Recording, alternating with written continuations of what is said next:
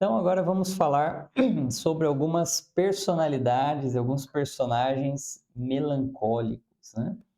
Bom, o primeiro deles, que eu gostaria de iniciar colocando, seguindo a nossa ordem, nossa proposta, é o seguinte: seria Moisés, né? Quem não conhece Moisés, o famoso Moisés das duas tábuas da lei, o Moisés dos 10 mandamentos, né? Quer dizer, Moisés, ele tem ele se apresenta já de uma forma muito simbólica na Sagrada Escritura. Por quê?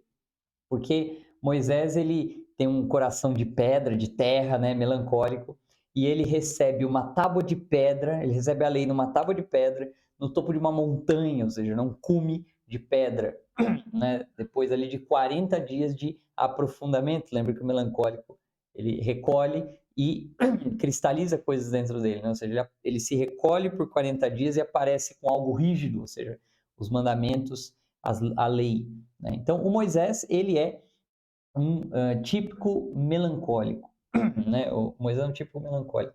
E isso aparece ao longo de toda a história ali do Antigo Testamento, né? Inclusive, o melancólico, vocês vão se lembrar quando a gente falou da liderança, né? Eles lideram pelas regras, né? Ou seja, eles vão criando um monte de regras para as pessoas seguirem. E é justamente o que Moisés faz, né? Moisés, ele traz as regras, ele porta as regras, ele cria as regras, e a lei de Moisés tem mais de 600, né? A lei mosaica, que depois os judeus herdam, né? Tinha inúmeros, né? Inúmeros é, artigos, leis e uma série de coisas que, que foi deixado, né, por Moisés. Você lá leu o Pentateuco, nos primeiros livros da Sagrada Escritura, você lê o Deuteronômio, o Levítico, você vê uma quantidade de leis e regras assim absurdas, né? Assim, realmente é muita lei, é muita regra, que é típico do que os melancólicos se sentem confortáveis, tanto para se guiar quanto para guiar os outros, né? Agora, uma segunda pessoa, né? Uma segunda pessoa que é melancólica é São João Apóstolo, né? Lembra que o melancólico, isso é muito nítido nos escritos de São João, né? E na lealdade dele. Lembra que o melancólico, ele tem dificuldade de separar o que é principal e o que é secundário, né? Então, eles acabam misturando tudo e trazendo tudo com a mesma importância. Quando você vai ler o Evangelho de São João, por exemplo, todos os evangelistas, né, todos os evangelistas, eles saem falando de Jesus. Fala de onde veio, como é que nasceu, o que, que ele fez, o que, que falou, ensinou e assim por diante. São João não. São João, dos 4 evangelistas, ele ele vai falar de Jesus e aí ele volta lá atrás, no passado, antes do mundo ser criado, ou seja, ele vai lá na raiz, debaixo da terra, né, da criação do mundo, e ele fala: no princípio era o verbo estava com Deus, o verbo era Deus. Aí ele vai avançando mais um pouco, aí você fala: agora ele vai falar de Jesus, né? E aí vai falar da encarnação, né, do Cristo. E aí ele fala: então, mas aí veio João Batista.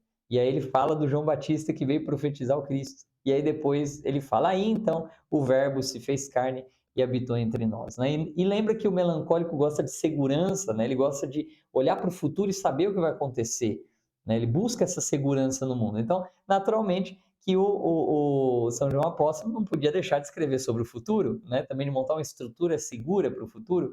E aí então justamente ele recebe a revelação ali do livro do Apocalipse, onde ele então profetiza como será, né, como se dará as regras do jogo, digamos assim, até o final dos tempos, né? Então ele volta lá na criação, né, fala de Jesus e conclui dizendo como é que o mundo termina, né? Fez completo, começo, meio e fim, né, da história do mundo, né? E São João Apóstolo, é ele também que aparece para Jesus, por exemplo, e ele fala assim: Jesus, o negócio é o seguinte, tem o pessoal expulsando demônios em seu nome, não está errado isso daí?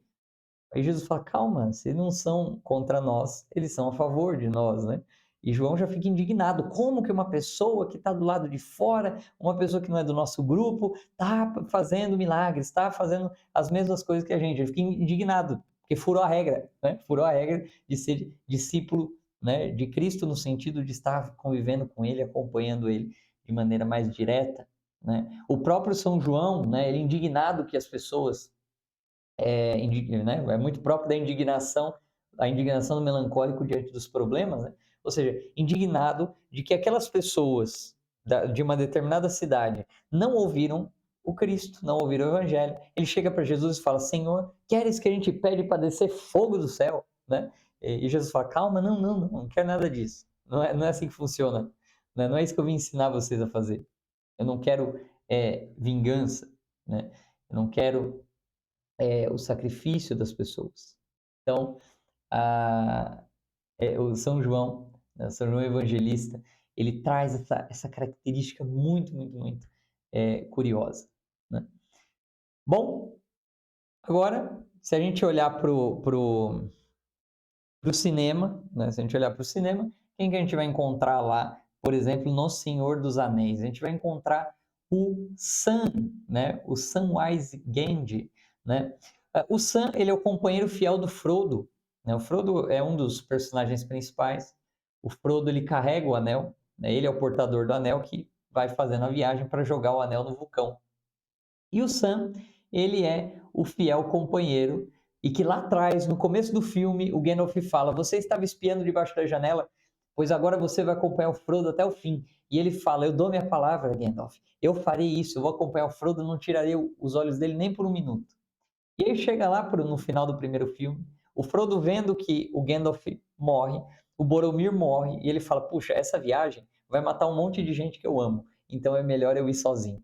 E aí ele o Frodo pega o barco, começa a se afastar e vai sozinho para terminar o caminho até a montanha, né, da perdição. E aí o Sam, vendo isso, ele fala: não, Sr. Frodo, eu vou acompanhá-lo. Não, Sam, fica aí, né? Eu vou sozinho, não quero sua companhia. Eu vou. E ele fala: eu disse para o Gandalf lá atrás que eu não ia te deixar, que eu estaria acompanhando você até o fim, assim o farei. Né? E é bonita essa lealdade do Sam. E o Sam quase morre afogado para subir no barco e manter a sua palavra de acompanhar Frodo até o fim. Né? Então isso é muito bonito. Essa lealdade do melancólico cristalizado é uma coisa belíssima, é uma coisa belíssima. O próprio Sam, ele vai chegar lá no final sempre muito desconfiado do Gollum, né? Lembra que o melancólico é difícil ganhar confiança do melancólico. E o Gollum dava vários motivos, né, para não ter essa confiança. E aí é bonito, né? Como ele mantém a palavra e ele em determinado momento do filme o Frodo vai ser capturado, ele pega o anel e guarda e depois ele devolve para o Frodo e o Frodo fala: não é para você pegar o anel. Né? O Frodo fica incomodado que ele pegou o anel. E ele sabia que a missão era do Frodo. E avançando mais um pouco, já na montanha, mas escalando aquela montanha, o anel ia ficando pesado e o Frodo não conseguia mais escalar a montanha. Fala assim: eu não aguento mais. E ele cai no chão. E aí o Sam, ele olha e ele fala assim: Senhor Frodo, eu não posso carregar o anel por você, mas eu posso carregar você. E aí ele põe o Frodo nas costas e ele começa então a escalar a montanha com o seu companheiro nas costas, né? Deixando o anel com o Frodo, mas levando o próprio Frodo com o anel até o topo da montanha para cumprir aquela missão. Né? O mesmo Sam, né, o melancólico tem uma tendência a olhar para o passado, né? O mesmo Sam, ele chega em dado momento, um pouco antes, né, dessa parte ali no último filme, um pouco antes de estar na montanha ali do vulcão, e ele fala para o Frodo, fala: olha, Sr. Frodo, eu já guardei a comida para a volta. Não, o melancólico buscando previsibilidade. Mas você guardou comida para quê? Racionou para quê, Sam? Não, eu guardei comida para nós voltarmos para casa. Né?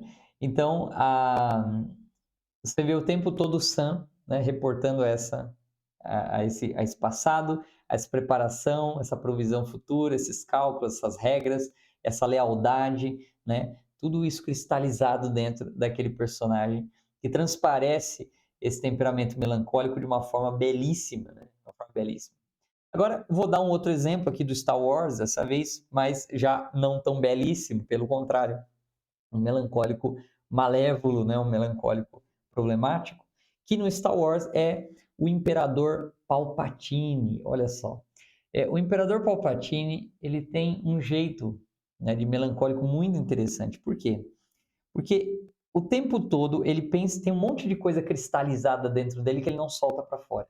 Ele não fala, Nem os próprios discípulos mais próximos dele não sabem tudo que ele pensou. Isso é muito típico do melancólico, ele mostra só a ponta do iceberg. Isso não é em uma atitude dele, é o tempo todo. É o tempo todo com todas as pessoas. E o Palpatine, ele joga dos dois lados, ou seja, ele ao mesmo tempo está governando o lado do bem, junto com o Senado, e o lado do mal, com o discípulo dele mais próximo, né? Só que nenhum dos dois lados conseguem perceber isso, a não ser o discípulo dele ali, né? Algumas pessoas chegadas, mas que também não sabia o que ele estava querendo fazer no fim das contas, né? E é o Palpatine que vai perverter o Anakin Skywalker para torná-lo o Darth Vader, né? E o Palpatine, ele age tudo calculado, tudo muito bem previsto, tudo muito bem analisado, e ele sempre respeita as regras do jogo. Então ele vai fazer as coisas más seguindo as regras do Senado, vai fazer as coisas más seguindo as regras, né, da aliança ali separatista, né, que é o outro lado da guerra. Ele vai arquitetar tudo, ele arquiteta tudo de forma calculada, né, com um cálculo muito amplo, mas o tempo todo ele guarda isso para ele, não fala isso para ninguém, né, e ele sempre vai mexendo nas regras do jogo. Veja, ele nunca aparece como colérico, né, chega lá falando assim, eu que mando, eu sou o inimigo e tudo, não. Ele articula tudo nos bastidores para dizer, as regras do jogo estão dizendo que é isso que vocês têm que respeitar, né? E tudo mais. Então, ele vai fazendo uma mudança ali nas regras do jogo de uma forma introspectiva, de uma forma secreta, de uma forma silenciosa, e ninguém consegue pegar ele. Quando pegam ele, já é tarde demais. Ele já tomou conta de tudo ali que acontece por volta do terceiro filme, onde ele corrompe o Anakin Skywalker e ali se torna o Darth Vader, né? Então, o imperador, ou senador, ou chanceler, porque cada hora é uma coisa, né? Palpatine, ele é um excelente exemplo, né, de uma personalidade melancólica que age nos bastidores. Ele é protagonista da maldade ali, né? Mas ele é um protagonista da maldade agindo nos bastidores, como um jogo de xadrez, né? Montando as regras para que as coisas confluam para aqueles objetivos maliciosos dele, né? Até que depois ele instaura junto com, né? Ele manda no Darth Vader, ele instaura junto com o Darth Vader uma ditadura. Perceba que a ditadura é curiosa, porque a gente nota aqui o que é a ditadura? Lembra muito a característica da secura, né? A rigidez sobre as pessoas. E o Palpatine, como melancólico, é seco, e tem um discípulo colérico que é seco também. Então ali se harmonizam muito esses dois temperamentos para produzir uma terrível ditadura na galáxia inteira, né? Então aqui mais um exemplo interessante de um personagem melancólico.